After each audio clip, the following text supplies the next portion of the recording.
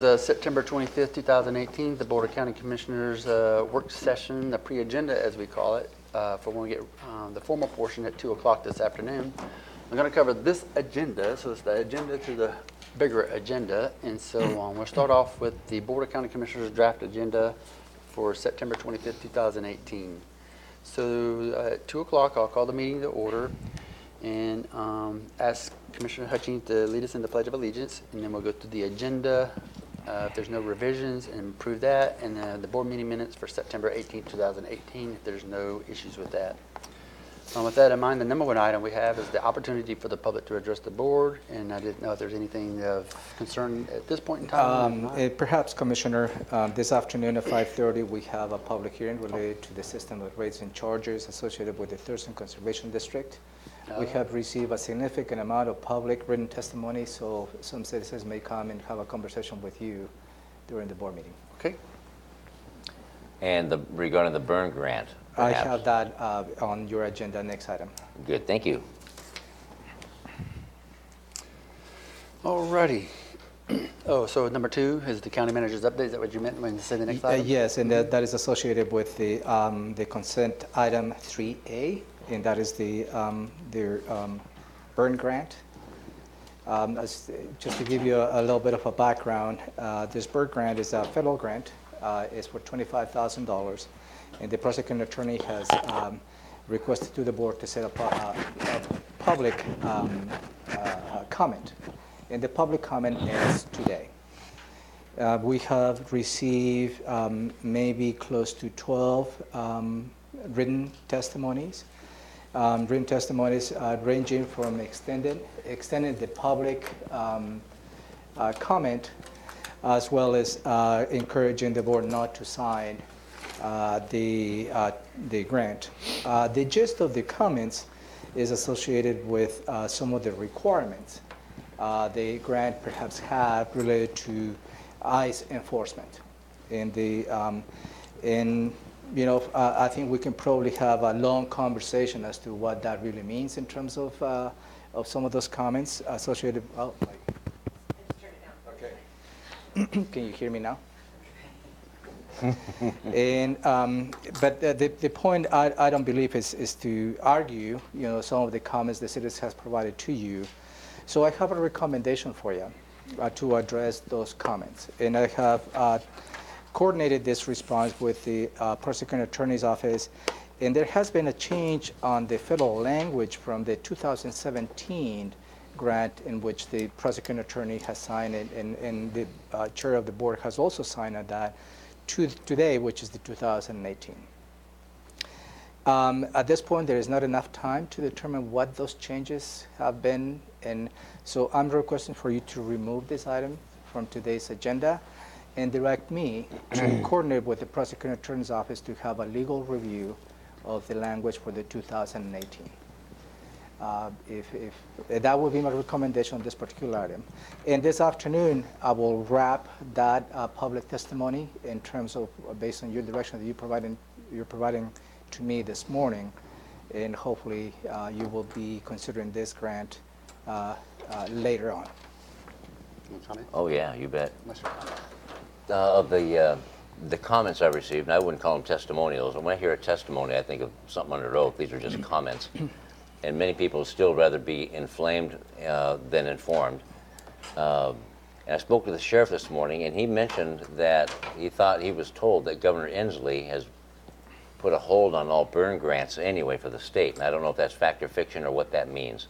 But I was going to ask for just that, and have either the sheriff, Prosecutor Thunheim, of course, come in and explain the legalities, but the sheriff regarding his policy on ICE holds with the federal government, because I'm told for decades we don't honor that regardless, that we would notify the feds, hey, we have someone getting ready to be released that you may have an interest in. If you don't come fetch them today, they're gone. We're not holding anybody. But I wanted to get some clarification on that So the question is, grant. do you want to pull it today?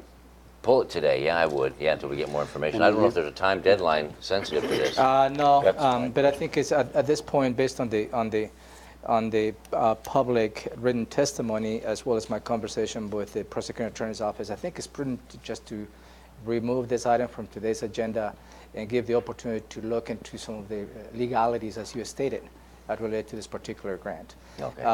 As you're correct, back in November 2016, the board back then passed a resolution related to the ICE hold and related to the 48 hours. The gist of that resolution was that if an individual, regardless of their immigration status, will not be hold for the ICE agents if they're not have been formally charged here in the county. That's really the gist. Or a warrant been issued. Yeah. So that is, and I believe the sheriff has relayed that to you, Commissioner. Okay. So we're unanimous to pull it from today's agenda from the consent item and seek additional guidance from the prosecuting attorney's office. And during my manager's update at the board meeting, I will wrap everything, the discussion, just to make sure the citizens understand that they haven't heard. Okay. Any other county managers update? Okay. So it brings us to 3A and B, because now B is really A and C is really B. So You got that, La Bonita? yes. So 3B is from the Human Resources, and it's the benefit contributions for the county employees. Yeah, Benefit package. Yeah, this is an action that the board Medical benefits. needs to take in order to start the open enrollment for the benefits related to county employees and their dependents. The enrollment goes from November 1st to November 30, 2018. I believe you held a closed session where you explore many options.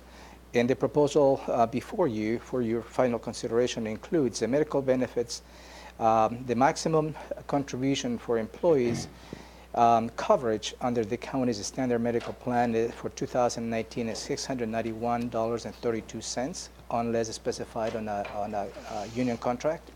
For dental, vision, and life benefits, the coverage for 2019 will be a full coverage for county employees and their dependents.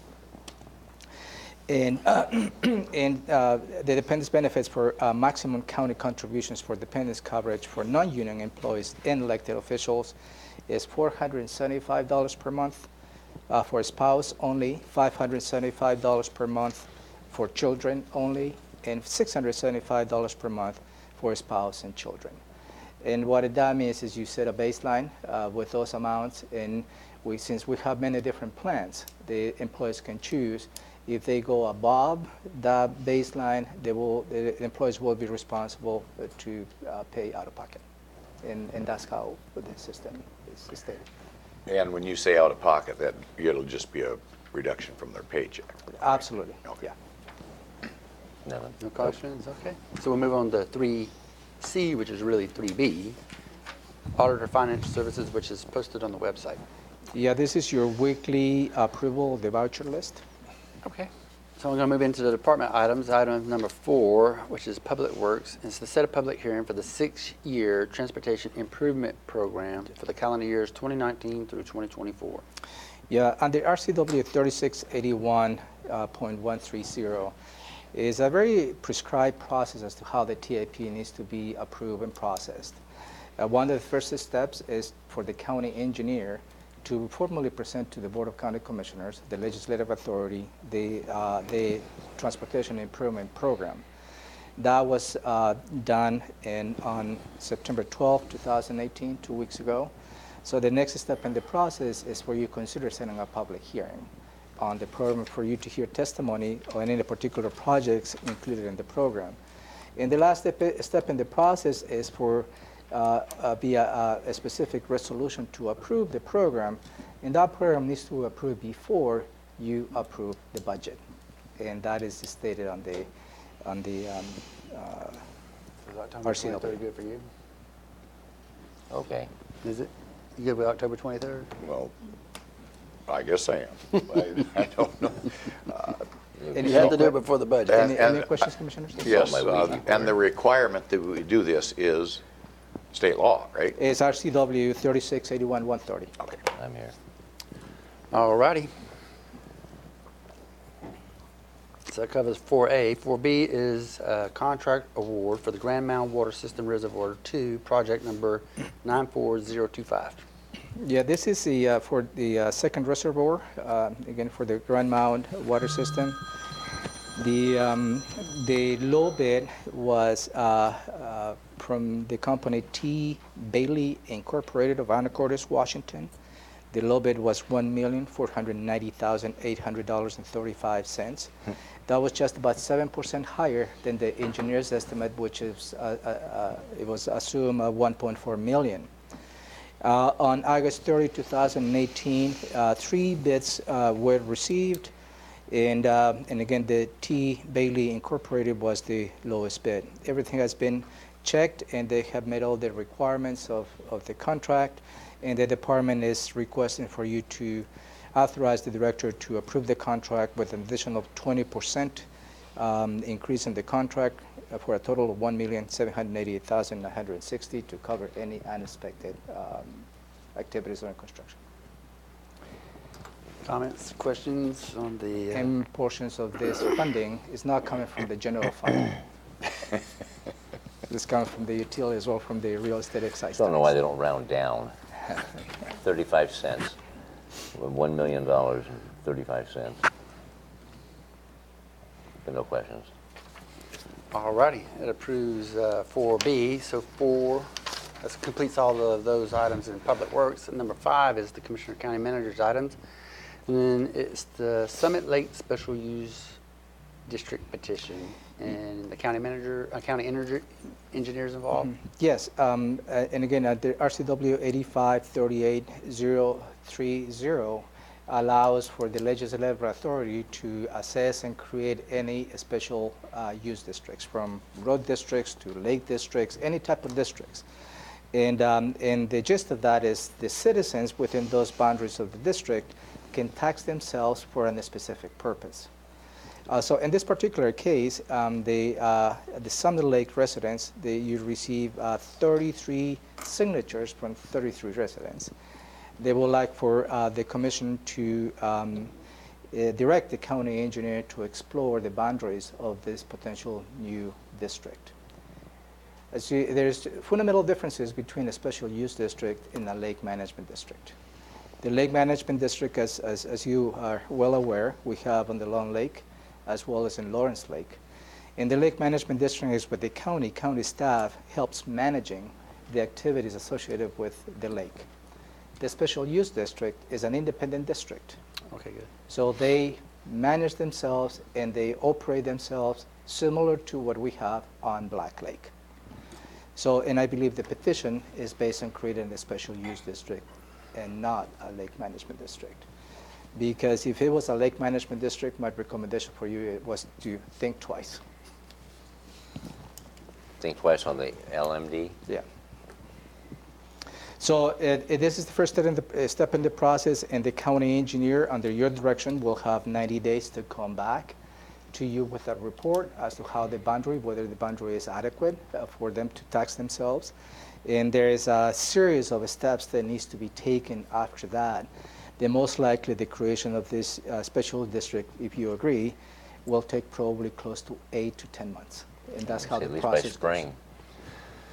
You have a question? They've submitted some revenue to go along with this process, it's a right? $5,000 fee, application fee that comes with it, and they have submitted that application already, the money. So they're serious about it. Yep, and that's what is the item in front of you. The one thing I would want, in addition, this is a one-pager timeline and some of the bigger steps of it, so we can all see it at one time, no matter who's involved at what angle. So I believe as soon as you get the report from the county engineer, we'll give you the schedule associated with the next steps in the process as well. All right. Anything? You good with it? All righty, we're good with it. Okay, so that brings us to closure of item 5, and we do have a public, and I'll move on to the public hearing at 5:30 today, and it's the public hearing for approving a system of rated charges for Thurston County, for Thurston Conservation District. And this is just a public hearing? It's just a public hearing for you to hear public testimony. So far, we have received close to 80 written comments. And this afternoon, I will report on all the comments we have received, pro and con. And also Sarah Moorhead, the interim executive director of Thurston Conservation District, will be in attendance this afternoon, and she will be part of the presentation, give you a perspective. So my role at this point will be to introduce her, as well as give you a report on the written testimony we have received. The only action for your consideration today is to close the public hearing. And I will schedule another briefing for you to have a conversation based on the testimony you have received so far and this afternoon. Any comments? Yeah, will we be hearing from board supervisors, from Conservation District supervisors as well as staff? At this point, the staff report is going to be done by Sarah Moorhead. Whether any specific supervisor would like to take the 3 minutes allocated to the public testimony, I don't know. You already have received a written comment from one of the supervisors, which we have added to the public comment. So they have already, at least to my knowledge, one supervisor has submitted some comments related to this. That was my question. If Sarah's going to present, if any board of supervisors wanted to present point counterpoint or additions, deletions, whether they're relegated to the 3-minute comment period or give a presentation as well. My take on that question is anybody who wants to present information to the board, they have 3 minutes. The gist of the purpose of the public hearing is not to have a point counterpoint. Right. That is for you to take all the public testimony, and then based on what you've heard, then you will be in the position to make a decision later on how you would like to proceed on this particular matter. But after the presentation, we can ask questions? To her? To her? To staff, yes. To Sarah, Yeah, okay. Yeah, that's well within the Okay. purview. Thank you. Sure. Anything else? And no decision is pending for today. No, the only action that I'm recommending for you is to close the public hearing. Okay. All righty. So that brings us to the completion of September 25th, 2018 draft agenda. I'm going to move on to October 2nd agenda and go through that so we can do a preliminary look. And so with that, I'll have, again, Commissioner Hutchings to do the Pledge of Allegiance. Two of them back to back? Yeah, you're popular. Okay. We do have one presentation on the October 2nd at approximately 2:05. Emergency Services with Mr. Kirk Harding, the Director of Emergency Services. It's a proclamation for Washington State Preparedness Month and Thurston County Flood Awareness Week. So, Yeah, this is a yearly proclamation that you may consider adopting, where October of every year is the Flood Awareness Month here in the state of Washington. And that is proclaimed all the way up to the state as well. any questions on that? No? No. Okay, so we'll move on, and then the opportunity for the public to address the board. At this point, I don't have any intel. And county manager's update at that point in time. I will follow up with any public testimony that you may receive this afternoon, and so we'll see. Okay, so then that brings us into the item number 3, which is the consent items. We have items A through E, and the first one is from the Sheriff's Office. It's a resolution to create an interlocal drug enforcement fund number 1470.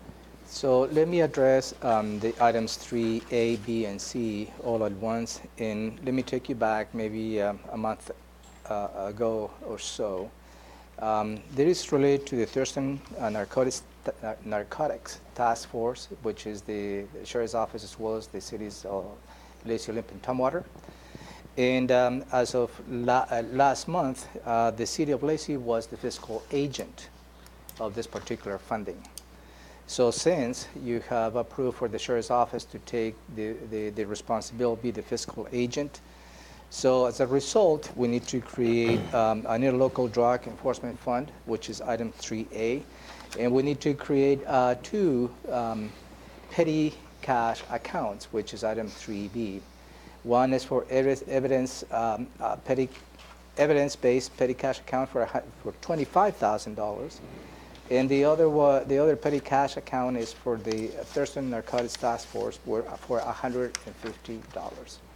So those are the two items associated with this particular matter for your consideration. Any comments or questions on 3A and 3B? Well, they're both referring to Fund 1470, and I heard you say we're going to do two funds? No, it's two actions. One is creating the fund. So what's 3A? Is creating the fund. The It's actual the site. Fund 1470. And under the fund, the item 3B is creating two petty cash accounts. And the money in there. Okay. Okay. You good with it? Yeah. Okay, cool. So that takes us to 3C, and 3C is from the Community Planning and Economic Development. It's a resolution for a reclassifying a position from Water Resource Specialist 1 to Water Resource Specialist number 2. Yeah, this is a continuation of the Director of Community Planning and Economic Development to reassess the needs of the department. And in this particular case, is requesting for a reclassification of an existing position from a Water Resource Specialist 1 to a Water Resource Specialist 2. The difference is from $5,988 to $6,513 a month.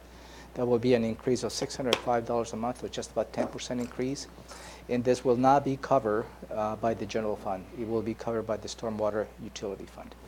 I have a couple of questions to the director, and hopefully we'll have the chance to connect on this as to the purpose and needs for the business, from the business point of view. And I will bring that back next week before you consider this. Any comments, questions right Nope. now? Nope. Anything now? We're good. Drive on. Okay, so we're going to go to 3D, which is Public Defense. It's an Interlocal Agreement amendment for City of Tumwater Indigent Defense Legal Services. Yeah, since 2013, the Office of Public Defense has been providing public defense services to the City of Tumwater. This particular proposal is for you to consider extending that from January 1st, 2018 to December 31st, 2020. And the amount the City of Tumwater will pay the Thurston County Public Defense will be $260,000 in 2019 and $267,800 in 2020. And also they will be paying $30,000 each year, and that will be to address the conflict counsel resolution when two defendants are involved in the same case. I recommend, based on the amount, not to be a consent agenda, and I will ask the director, Patrick O'Connor, to come and have a conversation with you, because the total amount of this agreement is over $600,000. Oh, yeah, it needs to go to the already department. So No problem. Plus it it's will be a government, department item, and we'll connect with Patrick to make sure he comes and give you a presentation on this. You had a question? So 260 for 19 and 267 for 20. What is it currently? Do you know off the top of your head? It's Romero? just about the same. About the same? Just Okay. about the same. That's all I have. It might be a slight increase based on the number of cases as everything increases. Yeah, we want to move the department item. Okay. Without a doubt. So, and that brings us to E, which is the Auditor of the Financial Services, which is located on the web. That's your weekly approval of the voucher list. The first department item we have, actually will be the first of two now, or actually three, is the approval of the Healthcare Authority Division of Behavioral Health Program County Agreement 1863-34846. And Carrie Hennon will be here. Yeah, and the State of Washington Healthcare Authority Division of Behavioral Health Criminal Justice Treatment Account, also known as CJTA, and Drug Court Services provides to the county some assistance to specific services related to criminal justice activities. This particular request is for $239,327 and goes from the duration for July 1st, 2018 through June 30, 2019. And if you have any questions, I'll be more than happy to touch base with Carrie. Anybody do? I look at the wording because I have to read the action. And towards the bottom, it says substance abuse disorder treatment and treatment support services for offenders with a substance for a total maximum amount. Well, There's stuff missing. yep, we'll look into it. Thank you. Thank you. With us. Other than that, no questions. You have anything? I would have thought you called 4B, is what I was. Yeah. What is 4B? Well, it's rather short. I don't mind reading that one. Is there something going in there, La Bonita, 4B? 4B. Is, I think, that, do Or they not have the to be. latest, do they Not have the 4B. latest agenda, copy of the latest agenda, La Bonita? It could be a typo, we just don't know. No, we do have an item. Oh, You is do it? have do a have an 4B. item. Oh, yeah, we That's why I got. asked. I'm Why'd sorry. you delete it off of mine? Thank you. Okay, you got the real 4B. Thank you. Okay, there you go. So now we're at 4B, which is the approval of an interlocal agreement amendment number 2 to the Washington State Department of Children, Youth, and Families contract number 18-1053-02. Is Shelley will be here or Gretchen? Gretchen is here to answer any questions. Let me frame the item. Back in September 18, 2018, you approved a similar amendment. Since something has changed and there's additional money Oh, that is coming to the county, and the additional money is $624,183.55 for a total of $1,106,157.02. This is related to provide services for Mason and Thurston County under the Nurse Family Partnership. Right now, the program serves 35 families in Mason County and 52 families in Thurston County. And this particular agreement also extends the services through July 31st, 2019. So I believe that this is more money, more services, and more impact, more positive impact to the community. more mamas and babies. Right. Oh, you bet. Good. Any questions or comments about it? And Gretchen's here if you would like You to want to ask Gretchen any ask questions. No, I just want to say thank you again. Yeah, so thank you. I just want to make it clear, so it's not expanding, it's not. You got to come up to the mic if you want to make it clear. Make it clear back there. Now make it clear. Go ahead. Unfortunately, it's not expanding, so it's continuing the same services. So when I came on the 18th and presented on it, I think I misspoke in the way I presented that it's $624,000 for this next year, but when we speak to the total contract amount, it's the 1.1 million. So the other portion was for 2017, 2018, but we're starting the amended portion now. So it allows us to continue the same amount of services as what we were providing before. Well, that's what we want, so you're good.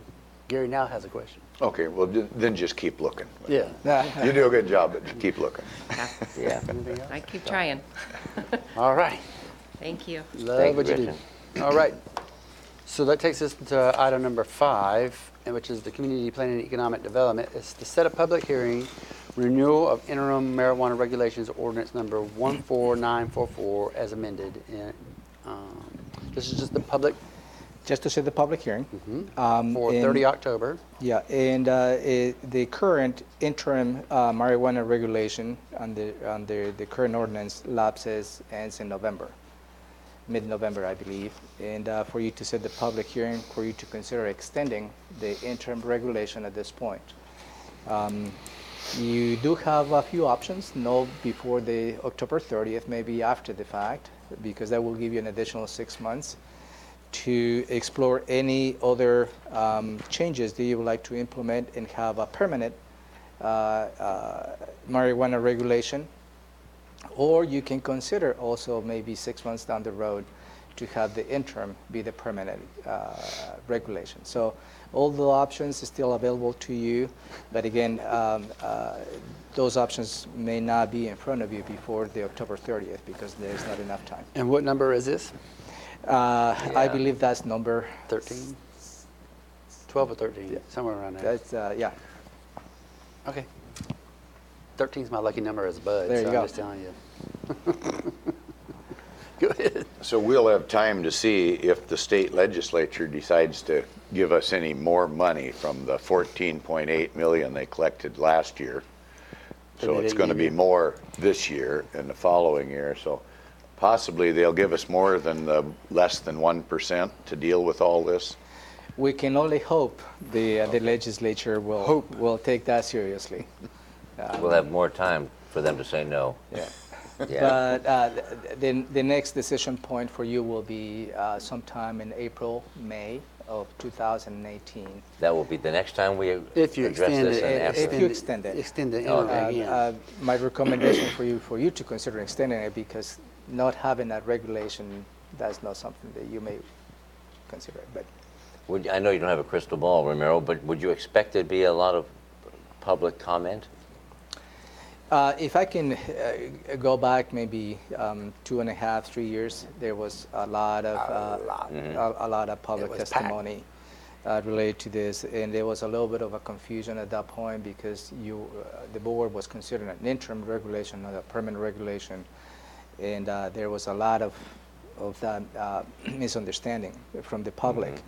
And the last two extensions, there has not been much of a public testimony because Really you're just waned. moving the same regulation for another, extending the same regulation for another 6 months. And it only seems that the people that do make the public comment recently anyway are the ones that are vested in the process itself, production and processing, rather than the general public. Right. All right.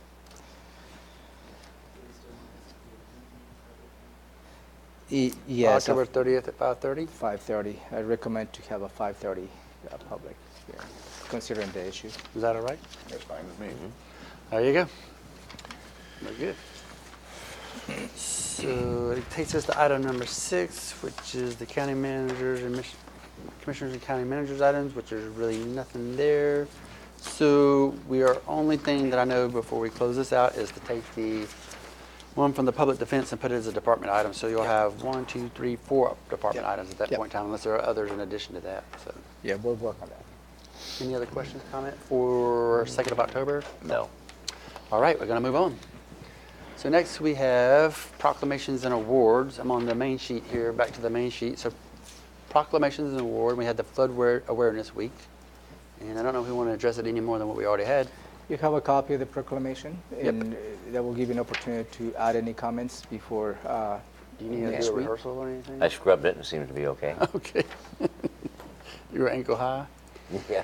Okay. So now I'm at briefing, public hearing, and decisions pending, and we have the Home Farm Phase 2, which was briefed on September 19th, and the inspection protocol briefing. So Home Farm Phase 2. Yeah, you had a briefing last week on September 19th, and it was related to, let me get my information for you.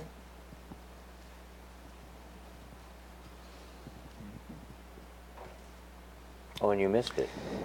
So it was an award to the Capital Land Trust under the the Conservation Futures Funding to purchase on a specific piece of property. 25?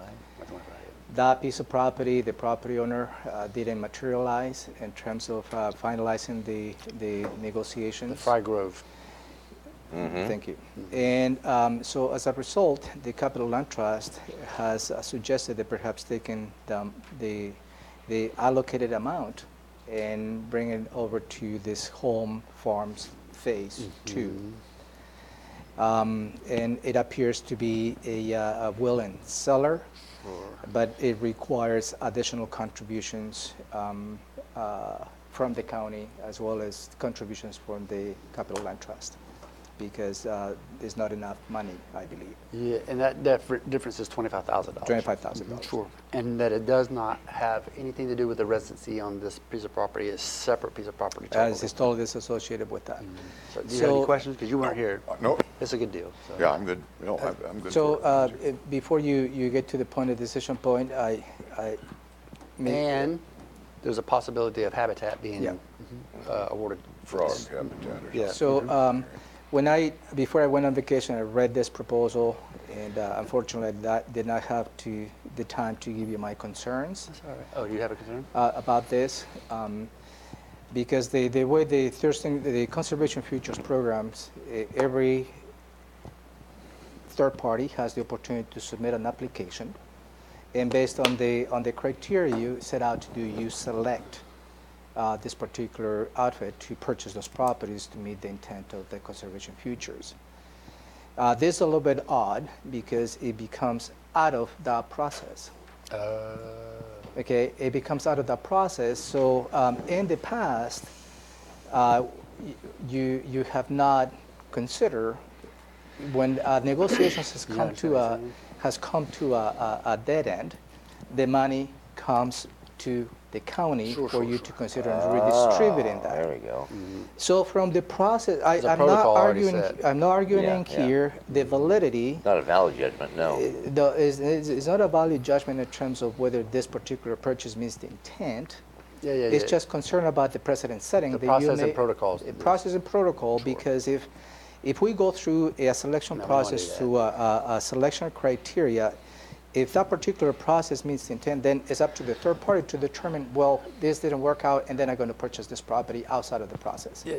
So we So, want to. and again, I'm not trying to So what's the right way? deviate from your decision-making Okay. process, but I believe you need to hear that my perspective. What's the proper process and protocol? Yeah. That's the question I had. Okay. So, yeah, thank you for the county manager's words. We had this conversation. So Joshua Cummings, the Director of Community Planning and Economic Development, thank you. So I've asked staff to research what the proper process and protocol is. So staff is in the process of researching the process. But they're looking into that to make sure that the county manager's concerns are addressed. They are here. They've got some preliminary information if we want to have that conversation, or we could have that when it's a little more formalized at a later time. I'll leave that to the purview of the board and the county manager. Yeah, sure.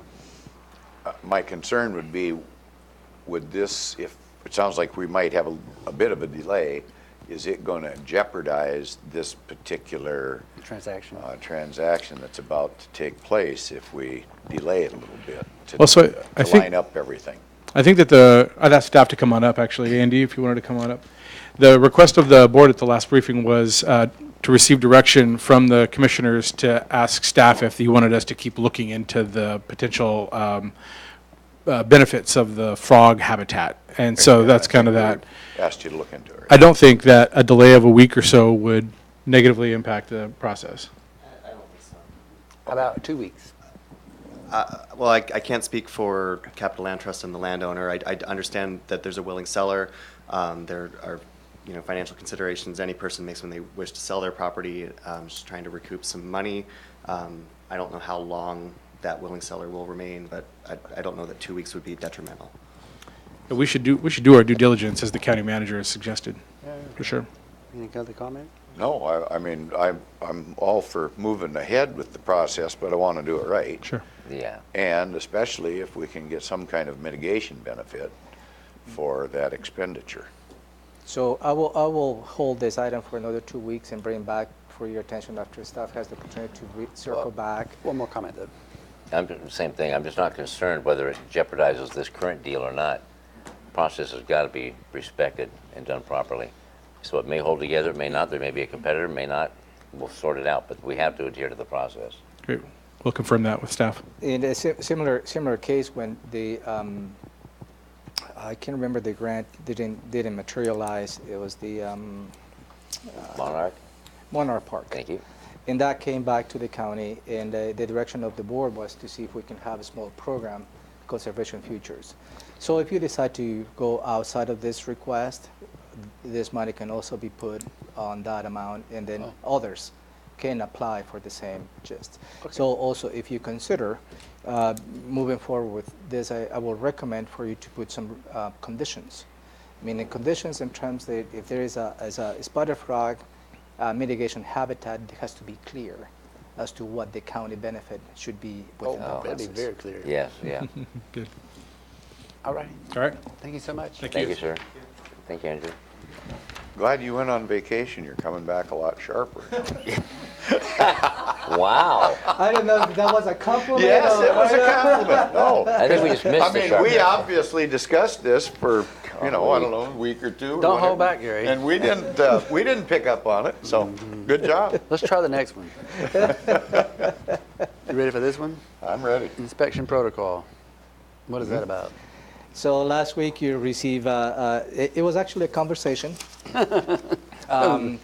And the conversation was, and I can ask Josh to come and fill in the blanks, related to some information that it was found and related to how the migration of the pocket gopher may be affected during the inspections.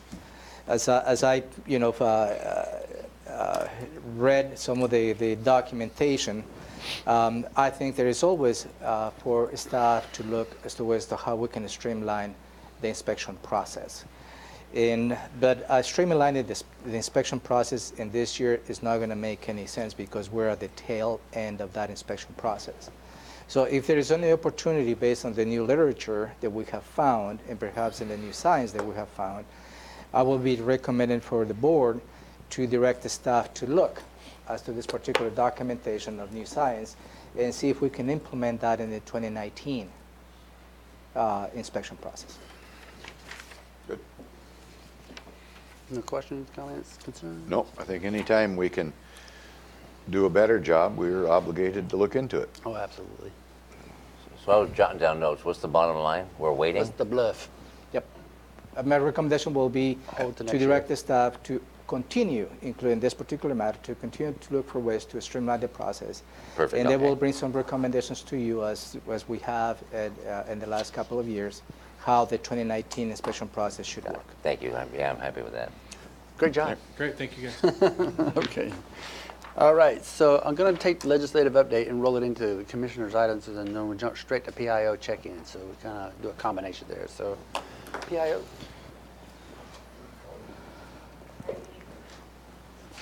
Use mine. Borrow mine, yeah. When we get the Omni mic in our new courthouse. Are you going Let's not wait for the new Are you going to drop the mic after your report? No.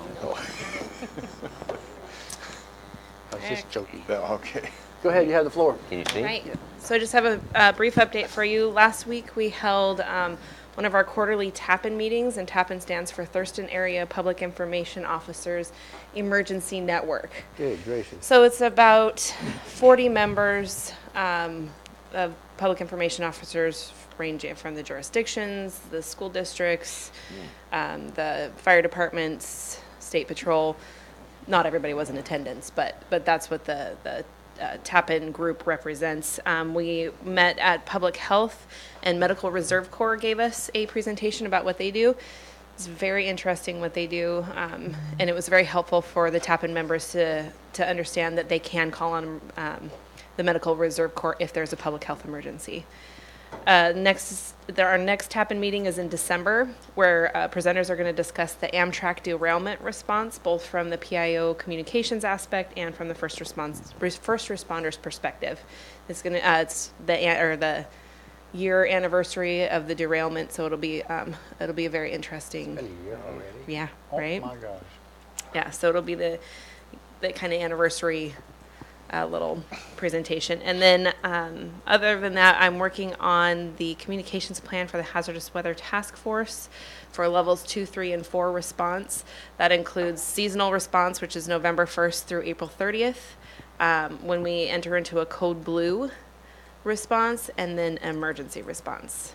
So I hope to have that to Commissioner Blake and Aaron by the end of this week. And are you or Brian going to talk about the 3 new members of the CA Of the Citizen Advisory Committee? Yeah, do you I'll do remember that. the name? So we have added 3 more people to the Citizen Advisory Committee.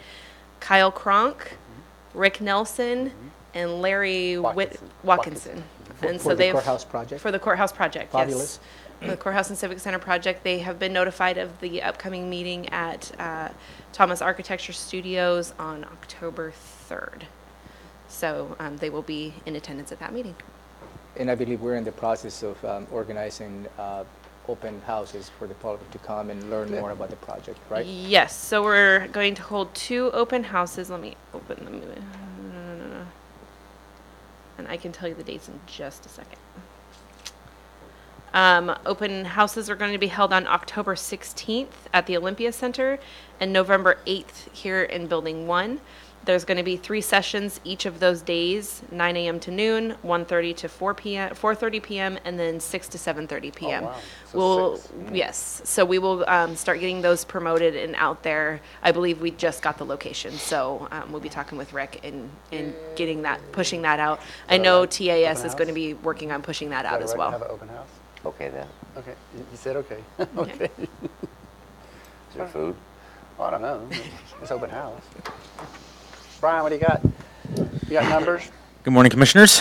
Morning. I attended the TAP meeting as well, and one of the outcomes is that I spoke with the presenter, and I'm going to be working on a county news story. We're going to post on our county news page about the Medical Reserve Corps and the work they do. So I'll be reaching out to her this week and coordinated a time to sit down and talk and get that story out. I'm also finishing up work on a county style guide. This guide County will what guide? a county style guide. Oh, I thought you said salad. Yeah. County salad, yeah. As long as there's a sneeze guard.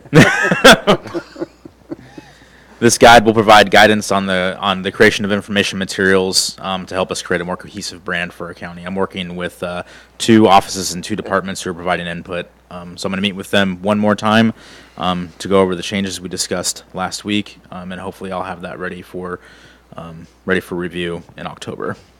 Last week I also was working with HR on a recruitment video project. We met with several people from around the county, provided from CPED, Public Works, and Public Health. The concept of the video is a day in the life of a Thurston County employee. We're working with Thurston Community Media on that project, with production to begin sometime soon, but more to follow. And for my social media update, we have 3,952 likes on Facebook, 4,866 followers on Twitter, 94 subscribers on YouTube, and 940 followers on Instagram. So we're trending well. Looks like we're going to reach our goals for the end of the year. And then for our county news page, which was launched in July, we have 112 subscribers. Our goal was 50, so we're doing really well there. And for anyone in the public who wants to subscribe to that, just go to our website, go up to the right-hand corner, click on County News, and there's a subscription option right there. It doesn't cost them anything. does it? No, there's no cost to it. It's just an email, and then what we post on there gets emailed to you straight to your inbox. And then I have final numbers for our high friction surfacing advertisement. This ad was purchased through a grant and created by a marketing company in Spokane, so no county funds were used. The ad performed extremely well, particularly on Facebook. The average user saw this ad 5 times, and it reached more than 88,000 people. So that's a pretty wide reach. It received 660 reactions, which is basically, likes and, happy faces and all that stuff. 188 comments and 168 shares, and that ad ran for 30 days. So did really well. Pending any questions, that concludes my brief. Was there any negative comments? Oh, I'm sorry. Never mind. Over there? Context with the number of views, yes. That's, put it in context. And do you want to talk about the blanket response that we got? Oh yeah, so I wouldn't call them negative comments. There was more. It was just confusion on what it was. So there was concern about tire wear. There was concern about noise. Concern about cyclists on the road, what that would do if they fell down. So we put out a statement providing additional information about how it's only placed in certain areas on the road. So tire wear shouldn't be a concern. It wasn't put in any bicyclist lanes, so it shouldn't be an issue there. We just provided additional information, additional resources for them to find They're information. just seeking information. That's good. That's not negative. That's good. Thank you. The 168 shares, we don't know what that then, how much that reaches after that point, right? I mean, so it could be thousands. What's the reach after that? I'm not sure how Facebook calculates that. I don't know if that's included in the 88,000 or if that's a separate number. I'll have to find that out. Because if someone shares it and then they share it again, you don't know what that number is. Someone educated them. Yeah, on that. yeah, and depending how popular that individual who shared is, right? Yeah. If they have a lot of followers, They've had that 2 followers exposure and is- yeah. I'm just curious, yeah, but I'm No, just that's a curious. good I mean, question. Yeah, It's that a would very be good good question. Yeah, Gary, how'd you do that? How'd you do that? That's your first IT Man, social media that's question great. ever. So think about 2019 goals, and I'm going to ask you about that here in the next 30, 40 days, or weekend. So. And then just a curious question, and you don't really have to answer it now. The ones that are followers on Facebook, are they the same ones on Twitter, and are they separate? Total number, because It's a mixture. It's a mixture. Some people follow us on Facebook, will also follow us on Twitter, but it tends to be slightly different. People who get their information from Facebook probably don't cross over to Twitter too much. Population without being redundant in terms of what media they pick. So. Okay. I don't know how to get to that. I'm just kind of curious. We're finding that Facebook is a lot of individuals and Twitter's a lot more businesses, organizations. So the demographics are a little bit different between the two. I'm sure there's some overlap, but it is pretty different. I do have one other. Go ahead. Go ahead. Is there any possibility that, from a road maintenance perspective, I guess, that we could have some similar ad, I mean, that was about safety, the friction business, to, being we're coming up on winter, addressing freeze restrictions, which would educate the public as to why we do that because of the damage to roads. Is there some way we could maybe enhance that public education process? You have the public works director in the room. Right, well, I'm just She may want mentioning to it. comment. But have what's a your question? Could we approach something like that? I mean, we're educating the public about safety. Road maintenance is a big issue. When it freezes and we don't handle it right, overweight and all that kind of stuff, we have a lot of damage in the thaw process. So just to educate the public that, and maybe through that venue, we could save money. Right, and my humble professional opinion, As a As a traffic engineer or what? and Yeah, okay. thank you. Wow. It's a difference. there's a difference, It's a yeah. difference. And I think the high friction treatment on the roads addresses specifically what you stated. Because what it does is during the freezing thaws and the icing conditions provides a little more contact with the tires that Yes. avoids vehicles veering off the road. So that is really one of the main purpose of the high friction treatment, because the high friction treatment is put on curbs when it's during the shady days of the winter tends to be iced. So by having additional roughness on the road per se, it brings that the risk of veering off the road to a minimum. I think the engineering term is grippage. Is that grippage? Increases grippage. Okay. Yeah. Well, no, that wasn't my concern as much the ice as the thaw. I'm looking for education to the public about why we put restrictions on weight restrictions on roads during the thaw to prevent damage. I'm looking at saving money. That's what I'm trying to do. I don't believe we put weight restrictions related to that particular aspect, the No. freezing thaw. No, when we have a freeze and then we have a thaw, a substantial freeze, and then we have a thaw, we oftentimes put weight restrictions on the roads during that thaw. No? Yeah, I thought we did. We certainly do. Not that I know of. Yes. Yeah, I'm aware of that. Yes, I am too. Because of the thawing. At least from the county's point of view, at least from my experience, we don't put weight restrictions when it's thawing process.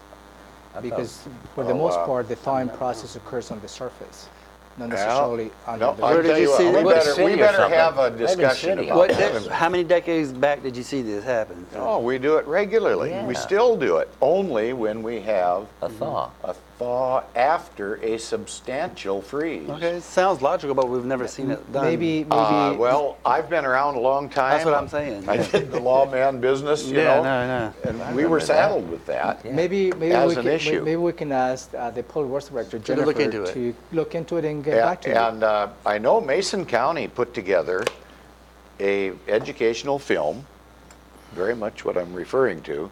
They actually showed the breakup process when a thaw occurs, and that's how come we restrict weight.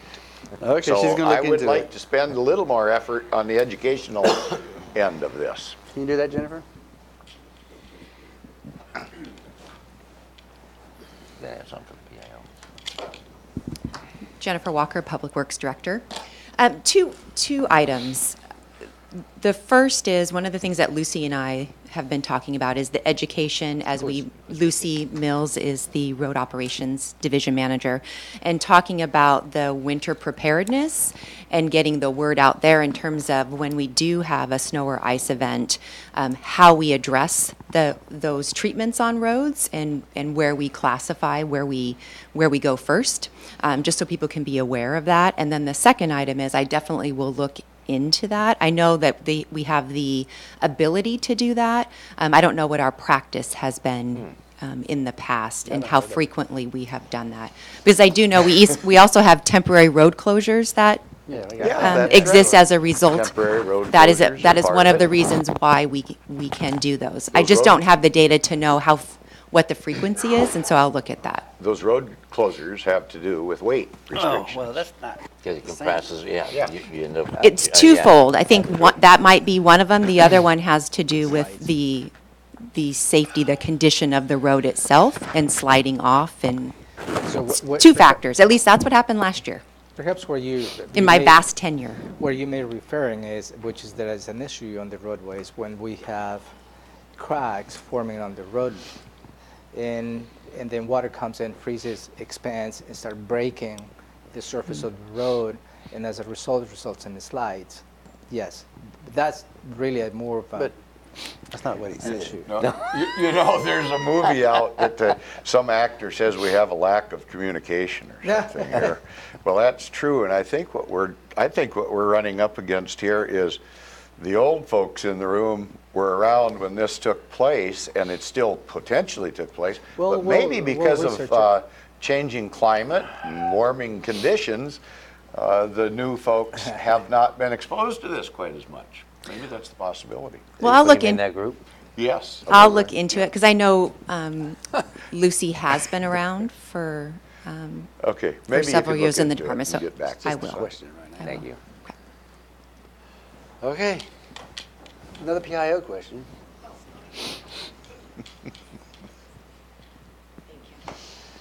When we do videos, YouTube videos, or the commissioners' videos, do we just post them, or, I know we do that, but can we forward them to specific groups that might be interested in the topic? Absolutely, yeah. And do we do you gotta that? build- We, your we don't do that at this, But we can. but we absolutely can. So for example, the one we're just finishing on suicide awareness and prevention, we can focus or target NAMI, BHR, BHO. We can send it to different various groups that Absolutely. might have an interest in that. Yes. Or whatever the topic is, emergency management, search and rescue, whatever, we can do that? Okay. Yes. How do we just tell you to do it? Just click a Or do you just do it, or what? Yeah, we would need to know which entities you would like us Okay. to send it to. Good, thank you. Yes.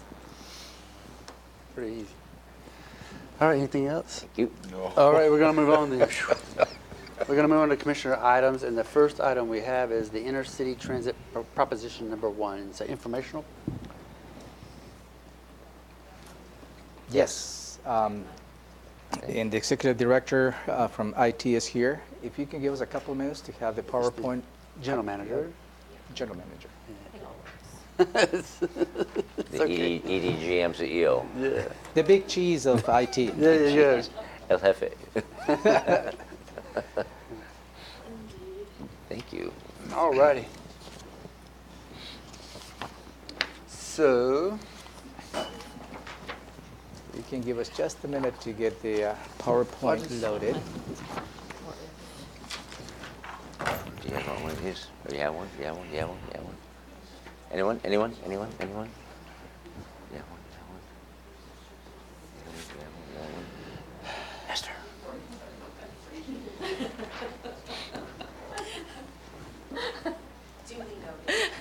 Thank you.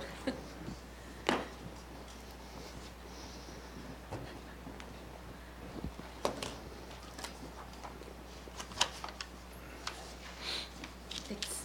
Okay, while they're setting it up, let me do it.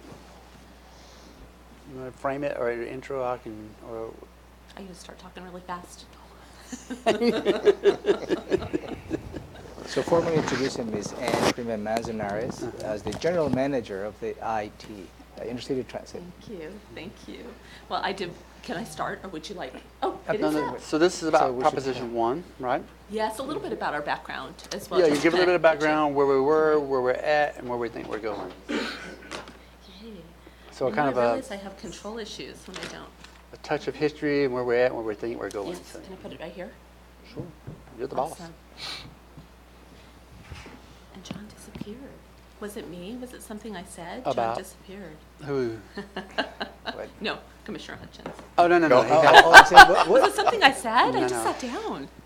He'll be right back. No. He's- Well, thank you for allowing me to take some of your time this morning. We have been on quite a journey over the last 2 years or so. We've lost a significant amount of federal funding since 2012, and we don't really expect that to come back.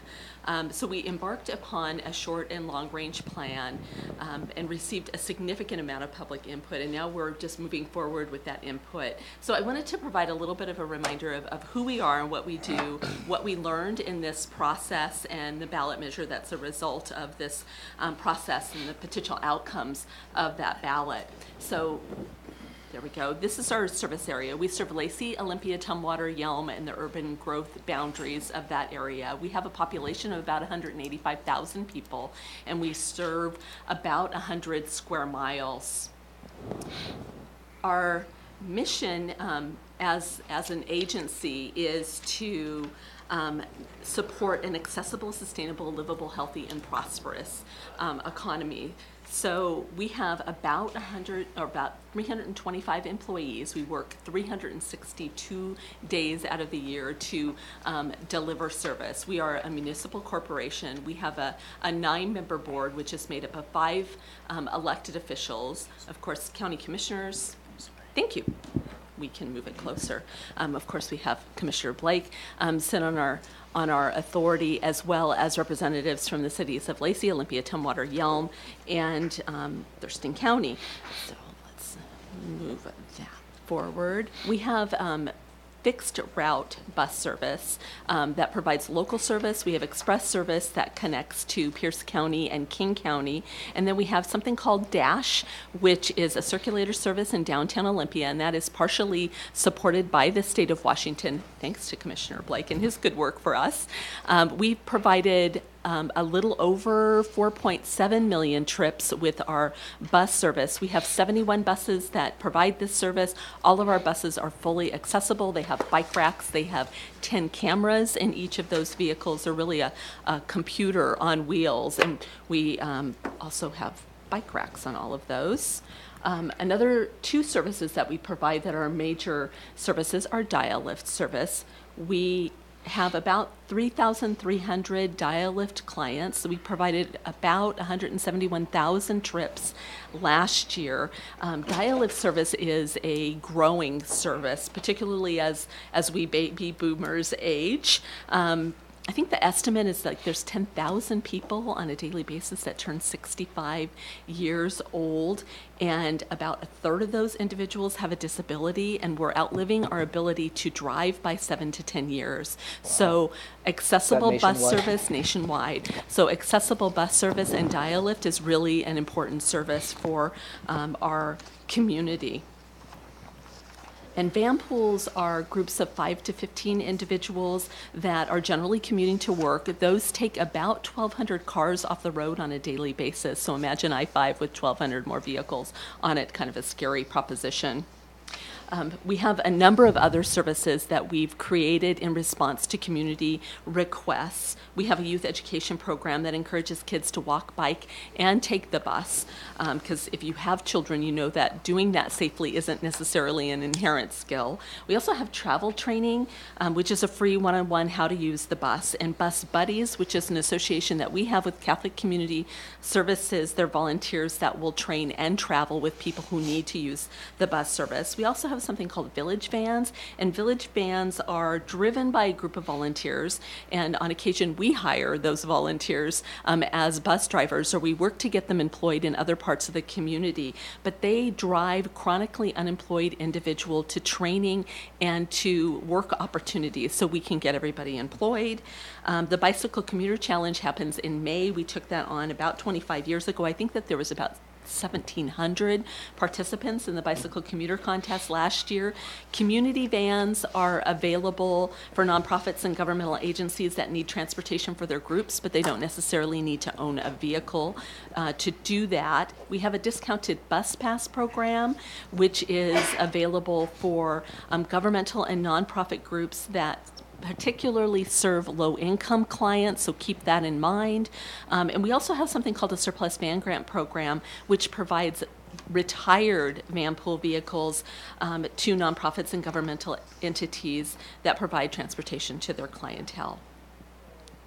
So some of our assets, we have the Olympia Transit Center. It opened in 1994. It was my first project when I came to Intercity Transit.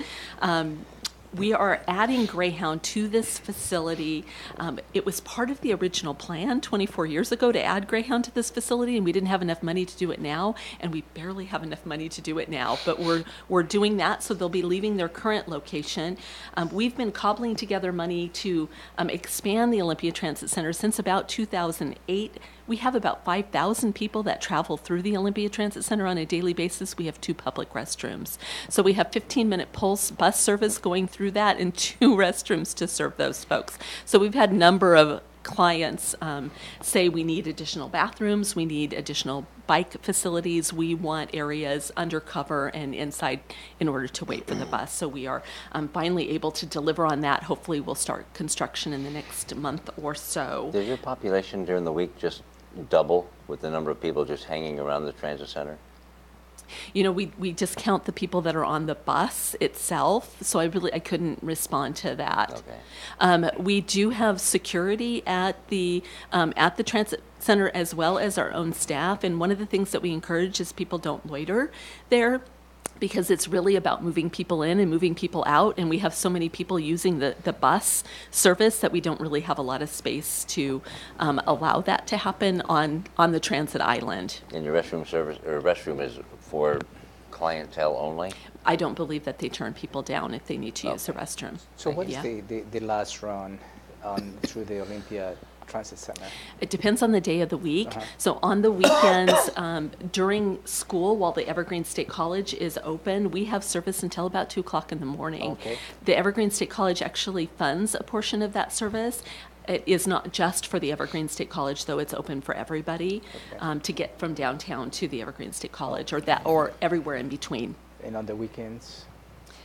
What will be the last run on the weekends? That's Friday, Saturday, and Sunday Okay, service. got it. Yeah, so it depends on the route. Some areas, like areas that serve Panorama City, they have service until about 7 p.m. Capital Medical Center, I think that closes down about 7:30 as well. So it varies depending on what part of the community you need to get to. So, the Lacey Transit Center opened in 1995. We have park and ride facilities at Martin Way and I-5, and also the Hawks Prairie park and ride, thanks to the county commissioners. We use that property because, as you know, it's an old landfill, and we weren't able to develop it another way, so we thought that this was a really good use of that property. It might also not be a well-known fact that we manage the Amtrak depot, and you, of course, are our biggest partner in doing that. The Pattison Street facility is our operations, maintenance, and admin facility. It opened in 1985. It was built to support 80 vehicles. We're currently supporting over 400 vehicles at this site. So we've been working for quite some time to gather some funding to work on that, and we actually just got a grant award on Thursday. Again, thank you, Commissioner Blake. So that was a very exciting thing. $9.7 million, by the way. So I just wanted to switch a little bit to our finances. Approximately 80% of our budget comes from sales tax. Fares bring in about 10%, and the remaining is advertising on the side of the vehicles and federal and state grants. Historically, we've received 80% federal match to purchase buses and to do all of our capital construction projects. Those funds were eliminated from the federal budget in 2012. A small portion of those were returned to the federal budget in 2016, but this really changed our entire financial model. The reality is that we can't afford to replace buses with the local dollars that we have, and without buses, we can't provide service. So the messaging from really the federal government continues to be, if you want public transit services, you need to figure out a way to fund that locally. So we hired a transit and a public engagement expert to come in and help us develop a short and long range plan for where we go next. And they evaluated our service analytics, they looked at land use, they looked at permits that have been filed, and we're seeing the results of that short range study. We actually just did a service change on Sunday of this week. The second part of that is that longer term question about who do you want us to be? And really, the question comes down to three propositions. Do you want us to provide less service than we're providing right now? Do you want us to provide the same level of service? Or do you want us to provide more service than we're providing right now? And as a public agency, our job is to provide the level of service that the community wants us to support. So we were asking that question. And when we asked the community, what do you want the future of public transportation to look like? We received 3,500 surveys back, 10,000 comments on what they wanted the future of public transportation to look like. So we put those 10,000 comments together into these 9 service improvements that you see on the board here. We had a steering committee vet these ideas and make sure that they fit within the direction for the community, and your county manager was actually on that steering committee, so thank you for your time. We also had representative from the state, from the school districts, from the Chamber of Commerce, from the Economic Development Council, TRPC, SBSCC, the Evergreen State College. We had lots of people sitting around the table participating in this process. So we released this list of service improvements to the community and said, did we hear you correctly? Are these the things that you would like us to do? And they said increasing span of service, and that means that we start earlier, we end later, and we have more weekend service. And I think that might speak to your question, where there's lots of folks in the retail and service industry that don't work 8 to 5, and much of our service was focused around those commuter times, getting people to 8 to 5 jobs, and we really need to focus beyond that. They wanted us to improve the frequency of service. So for service that is every 60 minutes, for instance, they wanted us to go to every 30 minutes. For 30 minutes, they wanted us to go to every 15.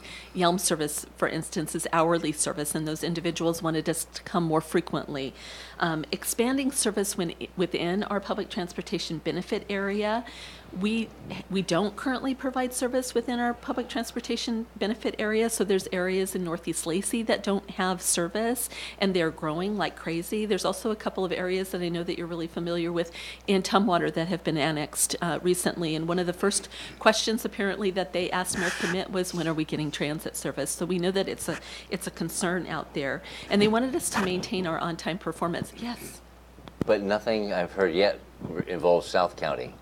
Aside from Yelm, nothing regarding Rainier Tenino area? It's still within the public transportation benefit area, which is just Lacey, Olympia, Tumwater, Yelm, and Thurston County. Just the big cities? Yes. Okay. Yeah. Thank you.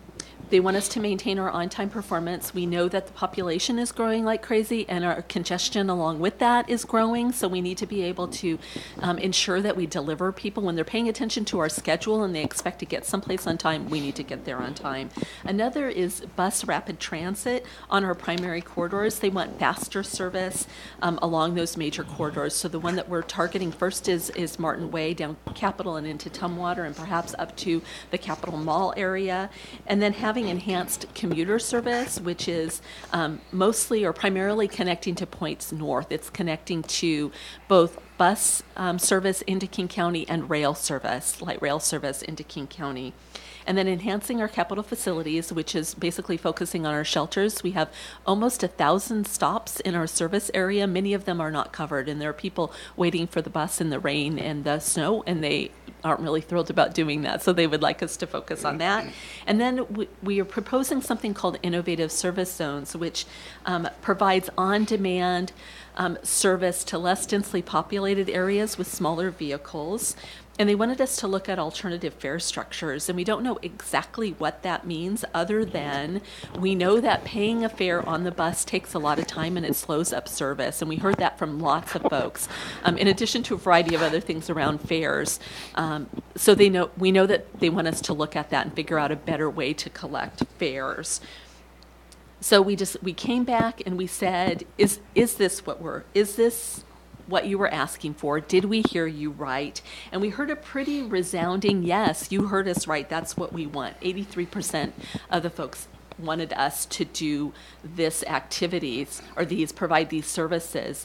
So then we asked them that all important question, which is, we appreciate that you want those things. Are you willing to increase your sales tax in order to get those things? And 67% said that they were either very or somewhat supportive of doing that. And then we did what so many agencies do, and we contacted Elway Research so they could do a statistically valid survey to complement our long-range plan. And they asked a variety of questions, but they talked about how supportive were people of this list and beyond of things. 97% said that they were really interested in ensuring that people could get to work, to school, and to the doctors. 93% wanted to make sure that we stayed ahead of population growth and congestion and serve our growing residential and job centers. 91% said that they needed us to expand our hours of service. 87% said that we needed to speed up service and we needed to provide real-time data so they knew when the buses were coming, when they were going to arrive.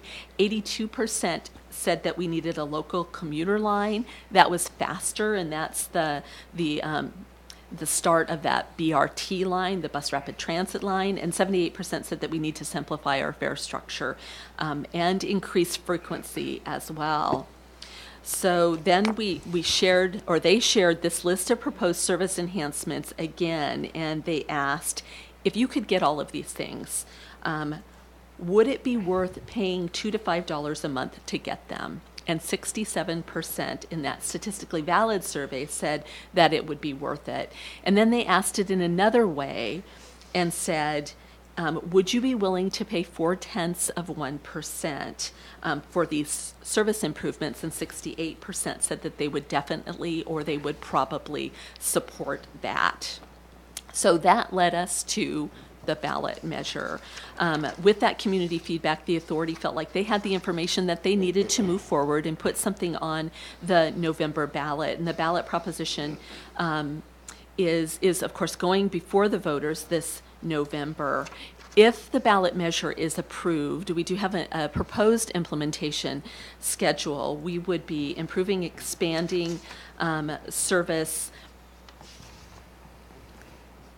as indicated here, so in 2019, we would extend the span of service, and that's likely starting as early as March of 2019. We can do that with the vehicles that we have available now.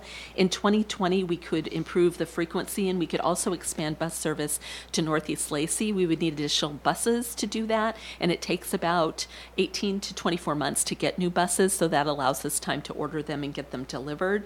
In 2021, we would implement our first innovative service zone, and what they're calling the night owl service. There were a considerable number of people that were interested in being able to take advantage of kind of the cultural arts programs in Olympia, whether that be the Washington Center or the Harlequin Center or some of the music scene, and be able to get home. So the night owl service would serve those sorts of needs. In 2022, we were looking at express service to Yelm, depending, of course, on the end of the construction for the Yelm bypass, because it doesn't make a lot of sense for us to put buses out there if that's not complete. And our second innovative service zone. And then 2026, we're looking at our third innovative service zone and implementing bus rapid transit. If rejected, we would need to eliminate approximately 18% of our service in 2019 in order to balance our budget. That's a difficult prospect for the authority board, and most importantly for those that depend upon it. One of the conversations that the authority has had is the longer you wait, the steeper your cuts need to be. So if they waited until 2020 to make those cuts, they would be in the 24%. So they are looking at making those cuts in 2019 if it does come to that. I will just actually end right there and see if you have any questions. Questions of Van? Not really. I mean, it's pretty much decided. Did you say you had 185,000 people living in your service area? Correct. And that's where that ballot's going to go. Correct.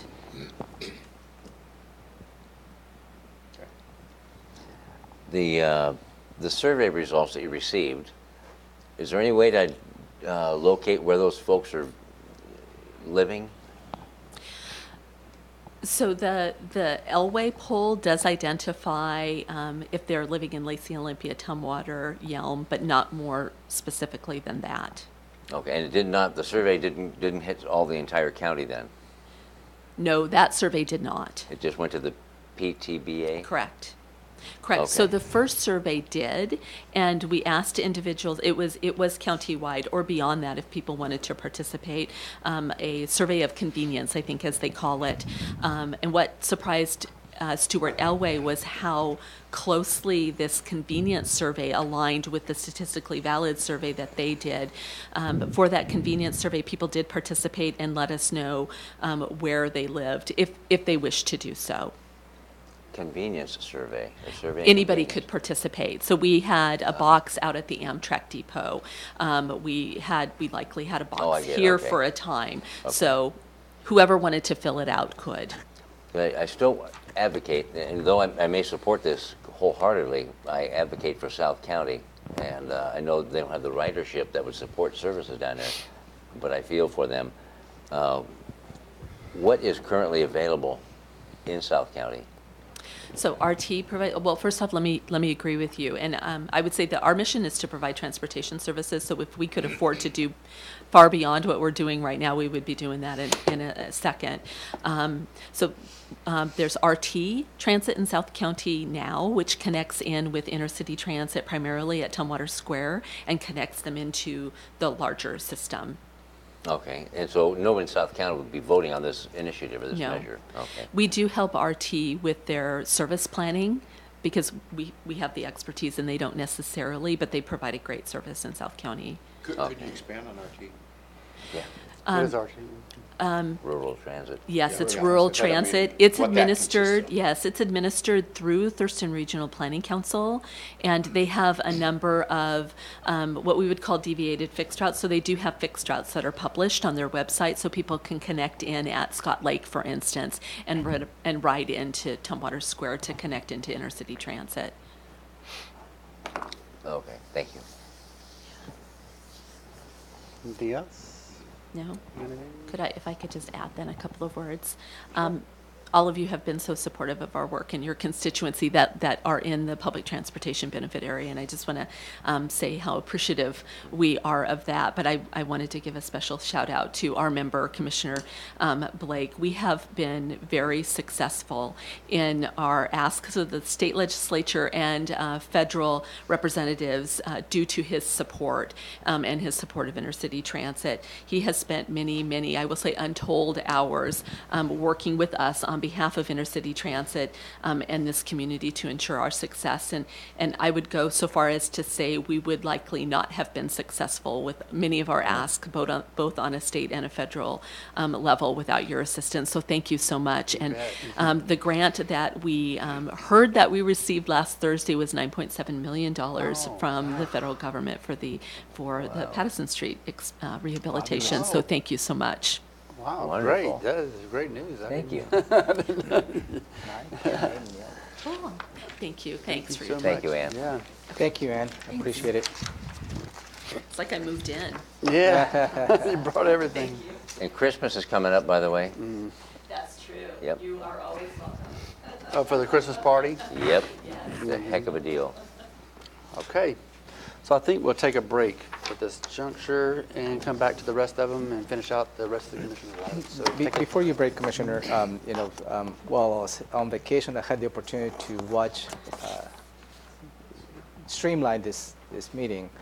And it was interesting to me to say, although during the break, the sound goes off, but the image remains. Oh, is that So right? just keep just that- to make you be aware. Okay. It was the image, the interactions. Embarrassing? No, it's just for you to be aware.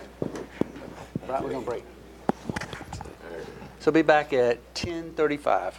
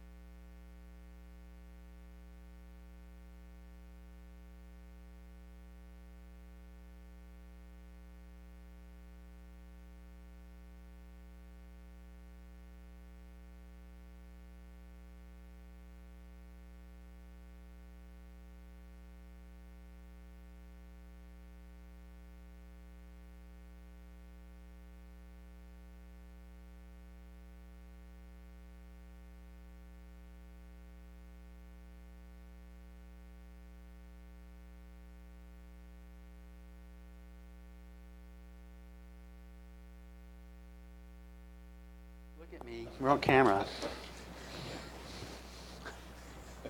I'm not even gonna look your way. Did we do okay while you were? No, we didn't. On that YouTube business? No, it was very good. You know, I was. No, it was good. Just, No, when you were from afar. Did you see this from afar? Yeah. Okay. And you know, and also I picked up a couple of things. This is when, you know, the image, when the sound goes off, the image stills, and sometimes we ask questions to the public, There's and a they lot need of to things. come and answer on the microphone because the answers cannot be heard. And also, for instance, La Bonita, she doesn't use a microphone. I talk to her, so she needs to talk because the sound When is are we missing. gonna get ours? Omni-mic. We're working on that. Next week? Well, I wish. It won't be next week. Screen 3D. 3D? Okay, legislative update. Is there a legislative update? We don't have any particular items. I'm working with Megan to start developing the one-pager, the fact sheet, and hopefully we'll bring that for your review and approval, and maybe in the next 2 weeks or so. I'm working with Vicky and see when we can schedule the legislative breakfast with some of the legislators. Okay. Any comments on legislative update? No. You want me to talk about the lack of funding for marijuana or anything like that? Not right now, maybe later. But I am going to go move on to number 2 and 3. They're both park related. I didn't know, one's informational, one's an update. I didn't know who is going to come to the table. Are they both similar for you, or are they separate? They are, well, because they're parks, they're all kind of related, but they're separate. Okay, And I sure. brought Carrie with me for Yay, the Carrie! technical, detailed questions. So Historical perspective. Okay, which one do you want to do first? the first 27? one is the Park Impact Fee Report, 2017 Park Impact Fee Report. Sure, let's go. Do it. You got the floor. So we are required annually to come and report on the revenue collected and then expenditures for the park impact fees. And so if you go to the second page, you'll see the graph there. And this again is for 2017. Required by who? Well, I believe it's a state requirement, but it's also a county requirement. So according to County Code 25.01, Okay, good 100. enough.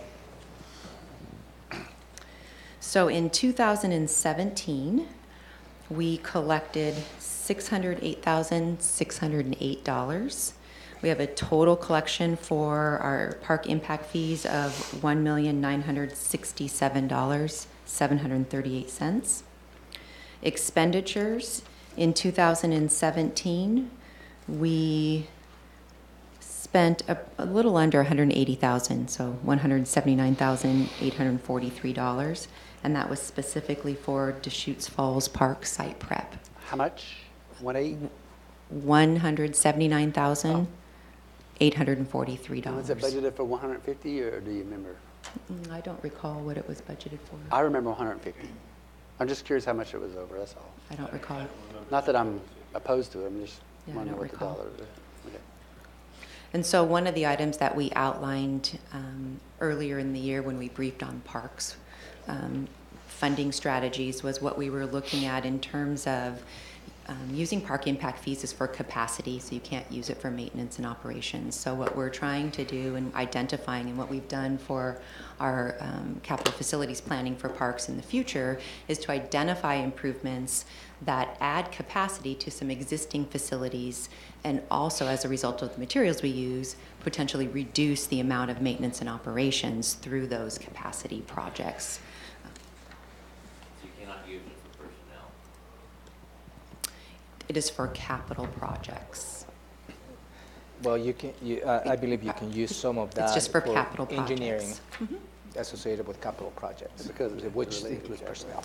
You just can't use it for maintenance and operations. You have a question? Yeah, it does sound like we've stretched it maybe a little bit for engineering or something. Can we stretch it a little more, that somebody is helping the engineer or something like that? Well, anybody who's related to design or construct. Carrie, in terms of planning. Or construct, anything related to a specific project, whether it's an engineer, an assistant, even an administrative assistant who provide assistance to that project can be funded. So Is part of funded. Carrie's wages because he oversees that Yeah, activity? Or part of absolutely. that? That Okay. is correct. The fundamental difference is operations. That cannot be funded by this fund. Okay. Are there any specific questions on the 2017 report? Okay. So that took care of item number 2. Yes. Okay, so let's go to item number 3, which is park short-term funding strategies. Yes, so this is the update for those.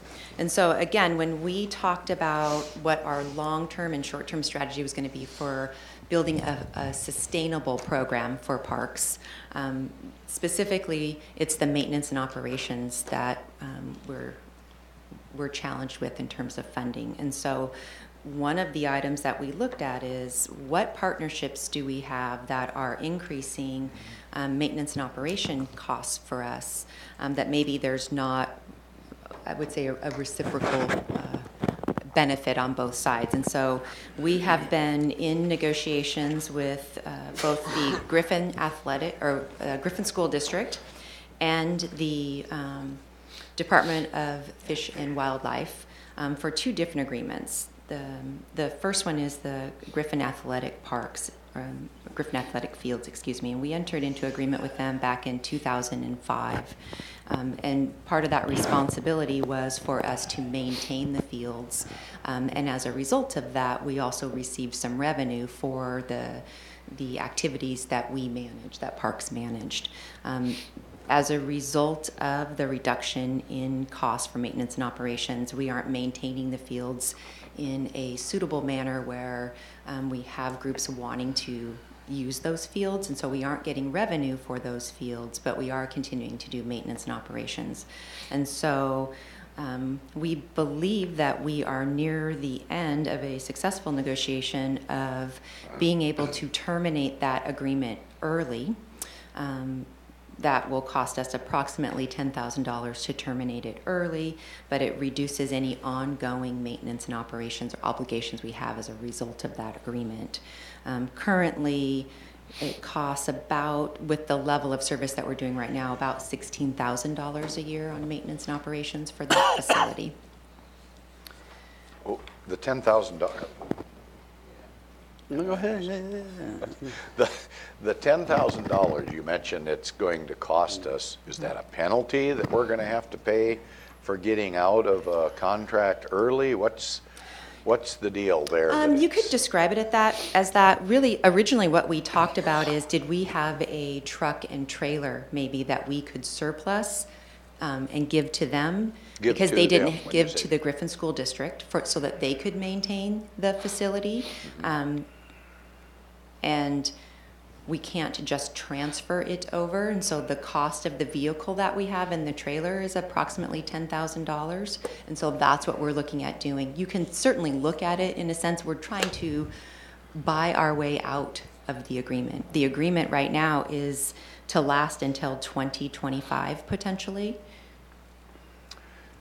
Okay, I guess I have to ask the county manager this question then. Are we restricted when we're helping another governmental entity? We've got a vehicle, for an example, that might be coming up for surplus. Do we have to sell that at the average market price? We can't just give it to them for $1 anymore? We have to go through a normal surplus process because each department, perhaps each elected office, has contributed to that purchase and maintenance of that vehicle. So the surplus of any vehicle, they have to be based on market. They needs to be going back to those departments and offices they have contributed to that vehicle. So that is really part of the ER&R, the equipment replacement requirements by state law. Is that something relatively new? And I don't think so. Because what I think we as a county, we need to be careful not to be gifting any Well, particular. I'm not saying that isn't true, but I mean, I know we used to help other entities or agencies out with police cars, police equipment, that type of thing, and we didn't charge them. I'm not saying we didn't charge $1. I think That was back when we had weight restrictions after a thaw. It all depends how you get to, you know. I somewhat would of like to look into this. I don't want to see us being penalized if we can figure out a way around it, because I really feel that we might be adhering to this one fund doesn't benefit another or something too strictly to where it becomes detrimental to our own operation by doing that. So I will say we have worked closely with Martin Casey's group and Brian Hanks, and they have helped in developing this plan, and so. And here's your central service and here's the manager man who now, manages, right? manages the We invoked his vehicle. name, and he just appeared. So I think it is accurate to say that ER&R has been looking very carefully over the last several years at the practices and requirements involved in the proper disposal and surplusing of county assets to ensure that we are adhering to both the letter and spirit of county policies and relevant laws.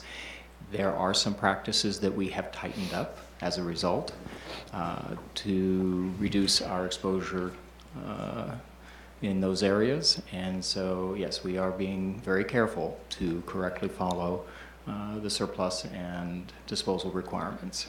well, what, is some group going to sue us because we gave the school district a piece of equipment that didn't? The state auditor could issue a finding against the county if we're found to be in violation. This is something they do look at fairly routinely, and that can have an impact on our finances and bond rating and other financial impacts. Okay. The state auditor loves the procurement and surplus policies to look into just about every year.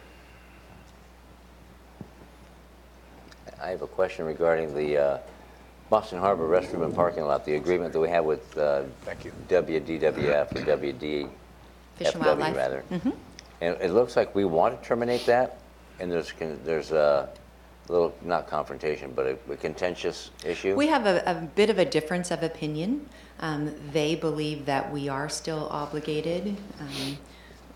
We don't, with consultation with our attorney and with RCO, who originally provided, I think, about $55,000 in grant money. And so we have advised both Griffin School District and the Department of Fish and Wildlife that we have not budgeted maintenance and operations for these two facilities in the 2019-2020 And that's what will proposed cost us budget. 10 grand to get out of? No, that one is for Griffin School That's the District. Griffin, okay. The Boston Harbor restroom and parking lot, the annual maintenance and operation costs on that are about $12,000. We don't have a specific signed agreement with them. And so we are continuing to have conversations with them and, again, advising them we have not programmed maintenance and operation costs for 2019 and 2020. And so where are we now in negotiating with you, Department of State Fish, with getting out of this deal, if we want out of it? We are drafting a letter to them, advising them in writing what we have told to them a few different times in meetings. Okay, thank you. So in so many different words, we will be closing the restrooms because we will not be able to maintain. Is that the strategy? The Department of Fish and Wildlife may choose to close the restrooms and the parking lot because they own both of those facilities. Okay. So where does the citizen come in on these negotiations, or we end up in an adversarial role maybe with another governmental entity? My goal here is to try and provide the best service I can for the citizens that are involved. So is that part of this equation as well, that I don't want to penalize citizens because we can't get our act together between governments. And you know, funding is always a big issue. But on the other hand, if we end up closing a restroom facility, who really is penalized? You know, And I think we need to consider that. And in the long run, is it beneficial to the citizen, the environment? I mean, what happens out behind the restroom, or where's the garbage dumped? I hope we're looking at every aspect as we make a commitment to something that it starts out solely as a financial issue, and then in the end, we've polluted the environment or hurt the citizen. I hope that fits into this equation of strict adherence to some legal issue. Absolutely. It's why we didn't send a letter based off of the position that we felt like we had, and they've had specific conversations with Public Works staff and Fish and Wildlife staff, specifically addressing that issue and trying to work through. I'd like to throw something out here. Maybe on occasion, we're going to help them, I'll just say on a fish hatchery. We're talking about helping develop a fish hatchery on the Deschutes River, and it's over in Tumwater Park. And we're even thinking about a financial commitment there. I mean, is there no flexibility in there that we can't, hey, we're going to help you here, or, you know, a little more, I don't know. Can you deal with this little thing over here? So the citizen ends up benefiting. That is my whole goal on being here. So could you please be aware of that type of thing and try and massage it in? Yes. As best you possibly Well, can. it's challenging, right? And so next week you'll hear more about the budget. We'll talk about specifically parks. We've talked about it a lot. And so we are looking for opportunities to have that program be sustainable, thinking about what are the services that we're wanting and that our citizens are asking of us. And it is challenging. Please. Carrie? Carrie, Parks Manager with Thurston County Public Works. What we are discussing with Washington Fish and Wildlife is exactly that. Both governmental agencies, our number one goal is to transition the site so the citizens don't get negatively impacted. So both agencies understand that that is our goal. How do we transition this? And so those are the issues we're discussing right now, is how do we transition this in a way that doesn't negatively impact the public's ability to access the sound and use the restroom out there. So they're fully aware of that, and we're both cooperating very well to reach that goal. And not necessarily related to this, the bathrooms, but on the overall financial state of the operations for parks and trails, we have a fundamental problem in terms of finding a sustainable funding strategy to provide the level of service the citizens deserve. And absent finding a sustainable funding strategy, the only thing is left is reducing the level of service. And reducing the level of services affects the citizens, as you stated, Commissioner. So I believe that we as a staff, you as Board of County Commissioners, we need to be looking perhaps as to how we're going to be providing sustainable funding strategies to maintain the level of service the citizens deserve. And I think that's going to be the challenge in the upcoming budget discussion. Because right now, I believe there is a very difficult situation for the parks and trails, the operations part of it. Is there any possibility on the I don't know, parks and trails that maybe pass through other jurisdictions? Can they be turned over to that jurisdiction for whatever maintenance and operation takes place within their jurisdictions, and shift our focus to the outlying areas more? I don't know, we can explore whether any of the jurisdictions would like to take over the ownership of those trails and parks. That could be an option to explore, certainly.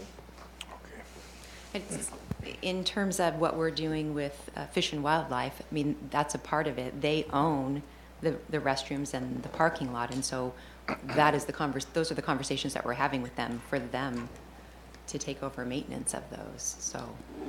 And we do have a couple of the agreements that you suggest in place right now. One would be the city of Yelm, Tenino, and Rainier, where the trail runs through those jurisdictions. We have an agreement where they maintain the trail as it runs through their city limits. So we do have some agreements in place that are what you're suggesting. Okay. All right, thank you very much. So that brings us to one or two items, the advisory board and commissions in the September 27th planning session. You want to talk about the planning session first, or have Labadita come out? Which one?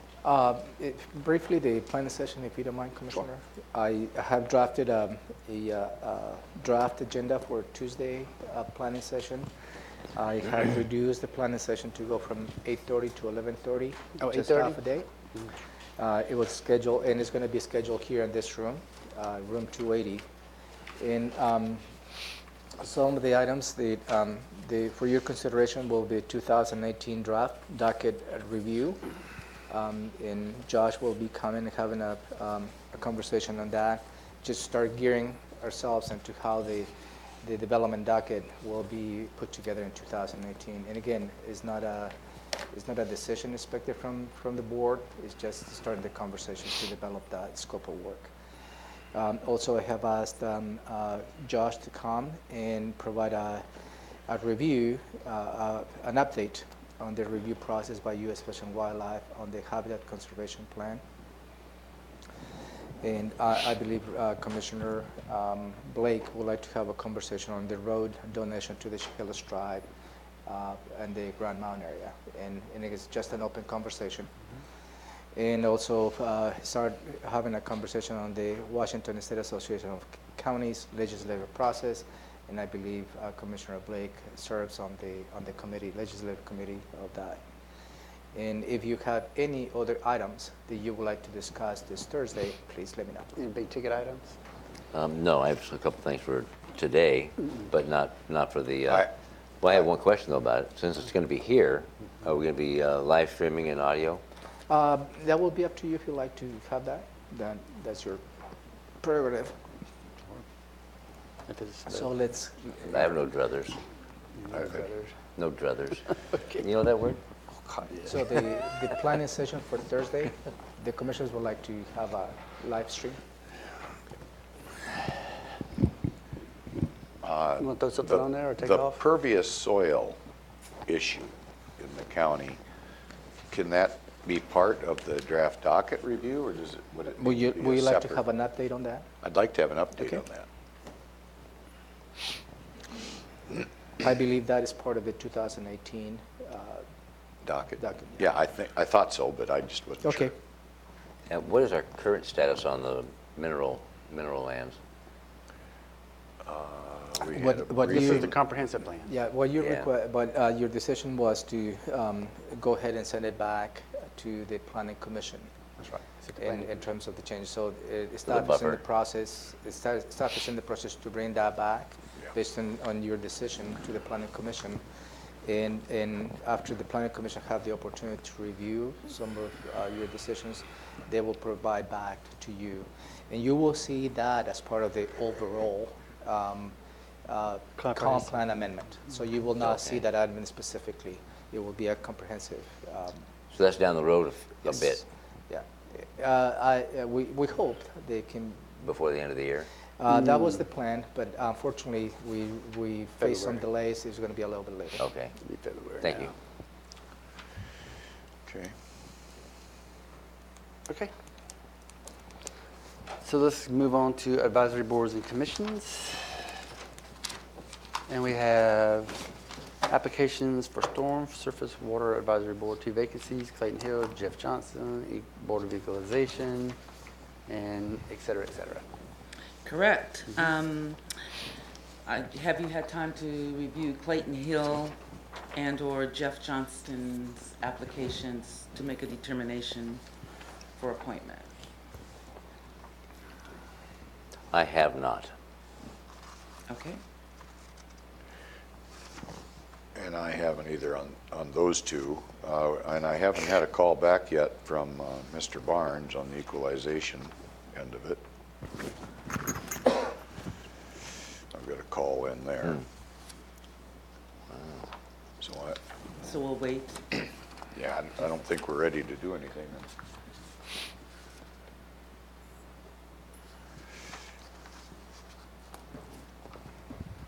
He's got a PhD. That's gonna be tough. The two. Just one, but two applicants? Yes. For one position? You got two vacancies. No, two Oh, two vacancies, okay. You just do both.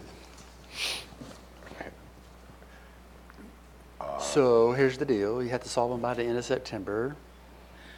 You can't let them get out of September. Go ahead. And I talked to staff. They have these applications. Their board has not reviewed them as yet. They had a meeting and they didn't get to those items. Their next meeting is November. Oh, wow. Well, we're going to So- solve it before end of September. Exactly. I'm not going to let it linger on. Okay. Decisions need to be made on it. Voluntary capital interest. So, Okay, how about this? How about if we ask the chair of the Stormwater Surface Advisory Board if he's aware of either one of these? He has the applications. that's what she said. He hasn't looked at them yet. But you're suggesting, He doesn't, the person, the chair, has no idea about these people either? Now that I don't know. They were going to It's discuss not- it, but maybe the chair I'll has ask. some knowledge is all about either one of these individuals, because I don't. You would like to have a recommendation by the board, by the advisory? Well, yeah, board? but the advisory board can't do it until November. Right. That's So way too all long. I'm asking is, maybe the chair Oh, just the chair. knows one or two of these. Take a sneak peek. Yeah, Is that what but you- yeah, give us a little bit of an idea. Okay. As far as the one I was going to contact, which was Mr. Barnes, No. I haven't got a call back on the Well- next one down. Oh, okay. We're But, not there yet. So we don't have new information on Mr. Hill or Mr. Johnston, nor the next one down on Barnes, because, I mean, you put a call in, you kind of wait, and you get the call back, and you get the call back, you know.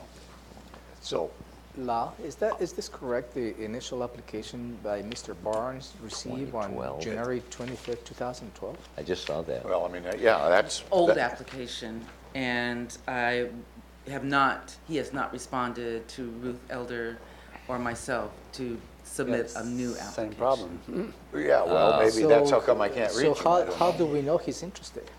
Ruth told me that he was interested. Well, She had a conversation. But I've got a call into him, Okay, but I right. haven't got it And back you yet. haven't received I haven't anything? received We still anything need And to I do a new haven't app. received a call. 6 years old.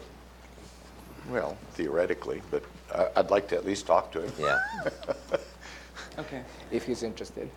So we're on hold on all three. okay. And the others on the list are just your current and upcoming, Yeah. and so we'll just go through those as I get applications.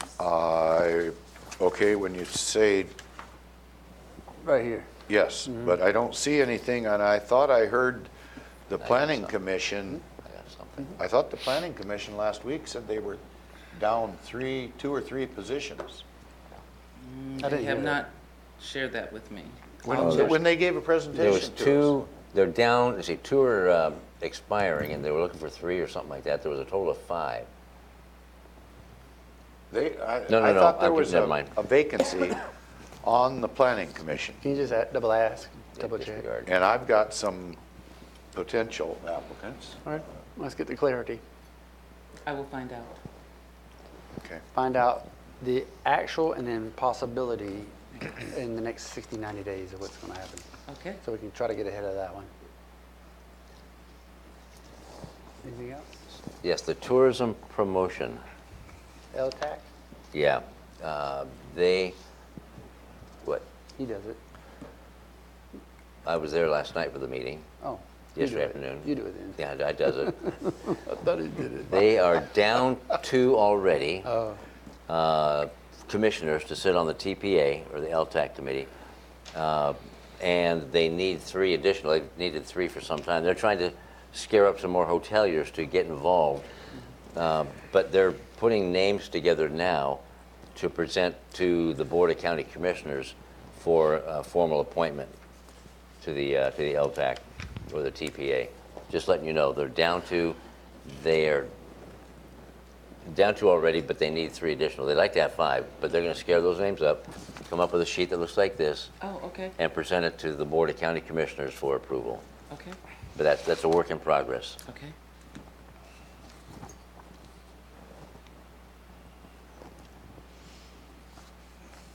Anything else? Anything else? Nope. Very good, thank you very much. Thank you, Lou. Okay, is there any commissioner items? Anything you want to just bring up for about a minute or two? And I do.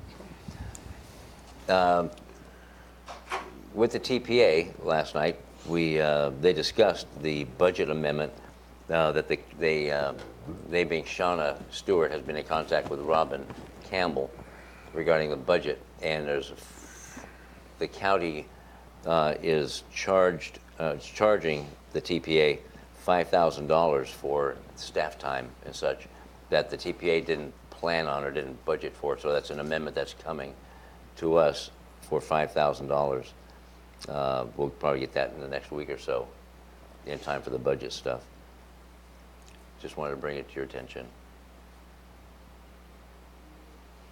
anything else? No. Nope. And I don't have any commission items, so that's going to lead us to the point where we have to go into executive session. And so we'll go into executive session for RCW 42.30.110 subsection 1 subsection C.